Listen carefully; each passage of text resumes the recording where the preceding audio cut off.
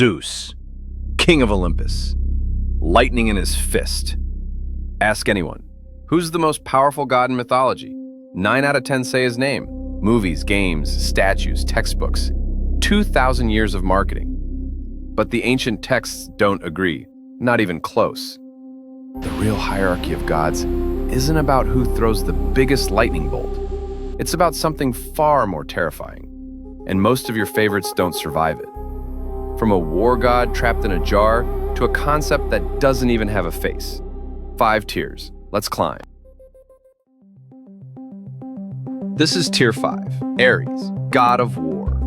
The one title that should make you untouchable. Olympus gave him one job: dominate the battlefield. He failed. Repeatedly. Troy, the biggest war in Greek mythology. Ares charges in. A mortal, a human named Diomedes, drives a spear through his stomach. The god of war bleeds. Screams. Flies back to Olympus. His own father Zeus looks at him and says he's the most hateful of all the gods on Olympus. But Troy wasn't even his worst day. 2 giants, Otis and Ephialtes, overpower him and shove him inside a bronze jar. 13 months, the god of war sits inside a jar for over a year, starving, wailing. The messenger god Hermes has to sneak him out like a hostage. People built temples for this god. He couldn't get out of a jar. Thor, Mjolnir, thunder, the other god everyone puts on a pedestal. Norse mythology tells a different story. Thor visits the giant Utgar the Loki, gets challenged to 3 simple contests. Arm wrestles an old woman named Ellie, loses. Tries to lift a cat off the ground, can't. Tries to drain a drinking horn, fails. And when Ragnarok finally arrives, Thor does kill the world serpent Jormungandr, his greatest victory. Then he takes 9 steps and drops dead from its venom. 2 war machines, both shattered by their own myths. But these are foot soldiers. What happens when you look at the kings? This is Tier 4, Zeus, the throne of Olympus. Lightning that splits mountains. No god dares challenge him. Except they did. Hera, Poseidon, Athena, his own wife, his brother, his daughter. They wait for him to fall asleep, steal his thunderbolt, and chain him to his own bed. 100 golden knots. Zeus, the Almighty, can't untie a single one. A sea nymph has to beg a 100-armed giant to come free him. The king of the gods, rescued while he slept. And there's something Zeus fears more than any rebellion. Nyx, night itself. When he chases the sleep god Hypnos across the sky in a blind rage, the chase ends the instant Hypnos hides behind Nyx. Zeus stops. The fury drains from his face. He turns around and walks away. Homer wrote it plainly. Zeus was afraid to displease swift night. The king who commands thunder doesn't dare touch the dark. Odin, the all-father of Norse mythology, sacrificed his own eye at Mimir's well for wisdom, hung himself from the world tree for 9 days and 9 nights to learn the runes. He knows more than any being in his cosmos. He sees the future. He sees Ragnarok. He sees his own death, and he can't change a word of it. When the day comes, Odin rides out at the head of every warrior he's spent centuries collecting. Einherjar, the greatest army the 9 realms have ever seen. None of it matters. Fenrir the wolf opens its jaw wide enough to touch the sky and the earth and swallows Odin whole. People worshiped Zeus. He couldn't untie a knot. People followed Odin. He died exactly as written.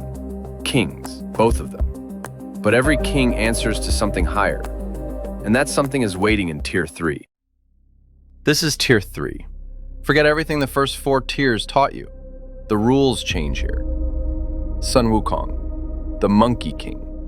By raw physical force, he might be the most powerful being on this entire list. He storms the gates of heaven, alone. 100,000 celestial soldiers sent to stop him, swept aside. Every general the Jade Emperor throws at him, flat. He eats the peaches of immortality, steals and drinks the elixir of eternal life. The gods throw him into Lao-Tzu's 8-trigram furnace and burn him for 49 days.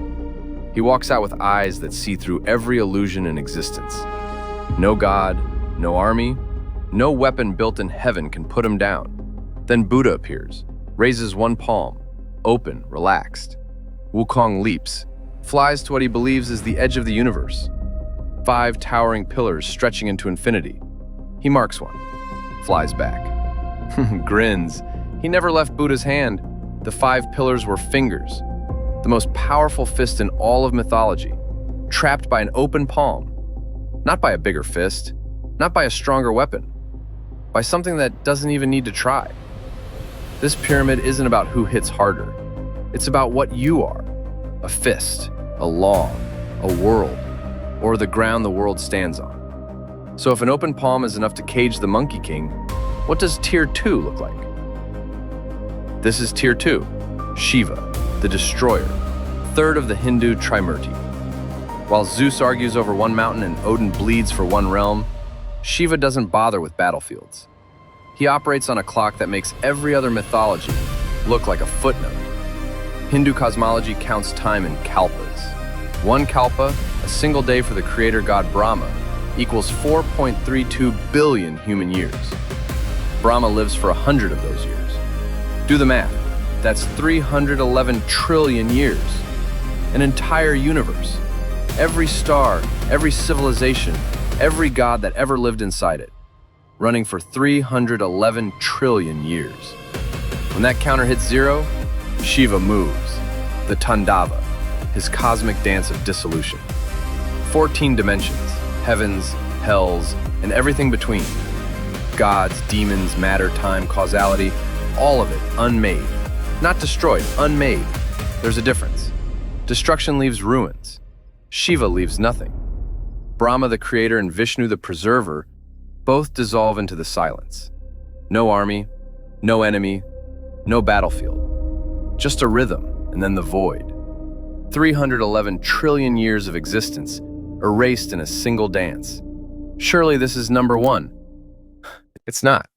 Because destruction ends, and when it does, someone is still there. Vishnu. Shiva finishes his dance. 14 dimensions gone. Brahma gone. Time gone. Matter gone. 311 trillion years of existence, unmade into absolute nothing. Silence, darkness. The void stretches in every direction. And in that void, one god remains. Vishnu lies on the coils of Ananta Shesha, the infinite serpent, drifting across a shoreless ocean. Eyes closed, breathing slowly. The universe that just died means nothing to him. He has watched it die before, countless times. He doesn't fight, doesn't mourn, doesn't rebuild. He sleeps. And from his navel, a single lotus blooms. Brahma is born inside it. A new universe opens its eyes. Stars ignite, gods wake, civilizations rise. The cycle restarts because Vishnu dreamed it. Shiva is the god who ends everything. Vishnu is the god who is still there after everything ends. Destruction is loud. What comes after is silent. And the silent one always outlasts the loud one. Zeus threw lightning, it faded. Odin chased wisdom, he died. Wukong swung his fist, he was caught. Shiva danced the universe into nothing. And when the nothing was all that was left, Vishnu opened his eyes. The way he always does, the way he always will. Every universe that has ever existed, his dream. Every god that has ever fought, a character in that dream. The dreamer doesn't lose. The dreamer doesn't win. The dreamer just keeps dreaming. This is God tier. Your favorite god. Where did they land? Drop your list below.